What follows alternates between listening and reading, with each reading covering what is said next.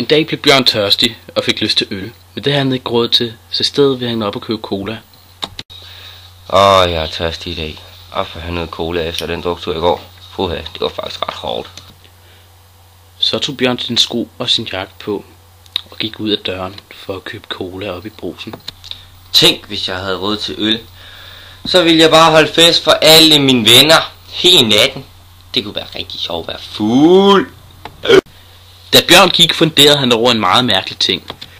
Hvorfor skal man drikke vand, når man kan drikke øl? Og det kan Bjørn for den sags skyld jo godt have ret i. Og i samme sekund var Bjørn lige ved at være ved Brugsen. Ja, endelig er vi den dejlige Brus. Bjørn så en annonce, hvor der stod, der var billig øl. Men Bjørn havde ikke penge til øl, så hvad skulle Bjørn dog gøre? Hvorfor har jeg ingen penge til øl i dag? Så kom Bjørn endelig ind i Brugsen og kiggede på alle de flotte dagligvarer, der stod rundt omkring på hylderne. Gratis alkohol. Og der blev Bjørn glad, men lige pludselig udbrød han. Det smager af sur fise. Efter den dårlige oplevelse gik Bjørn hen for at kigge på de øl, han ikke havde råd til. Hvorfor har jeg ikke råd til ølbajer? Og der fik Bjørn øje på de pæne påskepiger, som reklamerede for den påskeøl, han ikke havde råd til. Lem! Råbte Bjørn ud i butikken. Og efterfølgende fik han taget den cola, han var kommet efter. Og pludselig ringede Bjørns telefon. Nej, der bliver ikke fest i aften. Jeg har ikke råd til øl. Og det var meget synd for Bjørn. Så betalte han for sin cola og fik et stykke tykkegummi, og så gik han hjem. Men hvem var det, vi så i det fjerne? Det var Daniel, der kom cyklende hjem fra arbejde.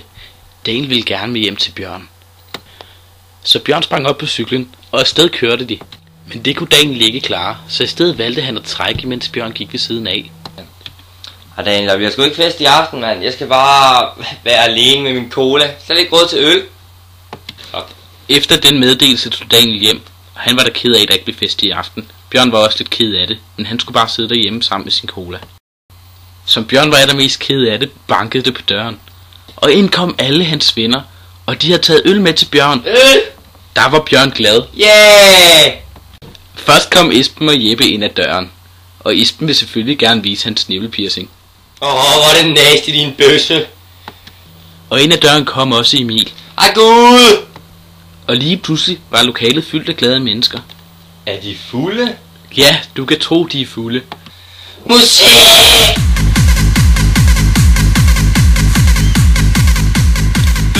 Det er for pule lort, mand! Vi skal høre Red Machine! Og det var der mange, der var enige med Bjørn i. Jeg tror musikken stopper, og så sker det bare ikke, og det synes jeg egentlig bare for så. I baggrunden af dette billede kan vi se en af påskepigerne, som der kom for at deltage i Bjørns fest. Det var Bjørn meget glad for. Musik igen! Jeg tror musikken stopper, og så sker det bare ikke, og det synes jeg egentlig bare for sejt.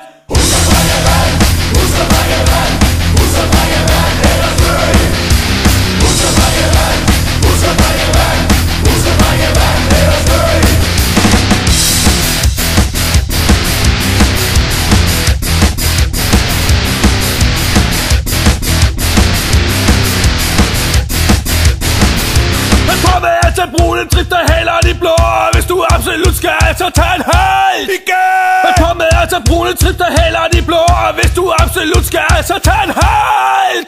Husk at drikke vand, husk at drikke vand, husk at drikke vand, ellers dø. Husk at drikke vand, husk at drikke vand, husk at drikke vand, ellers dø.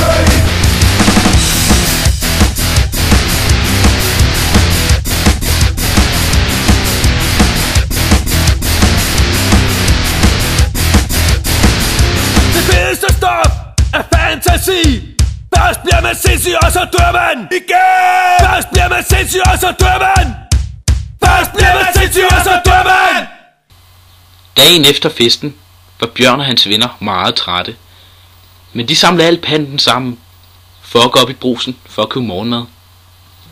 Og hvis du vil vide, hvordan Bjørns dag endte, så skal du bare spole tilbage og se filmen forfra.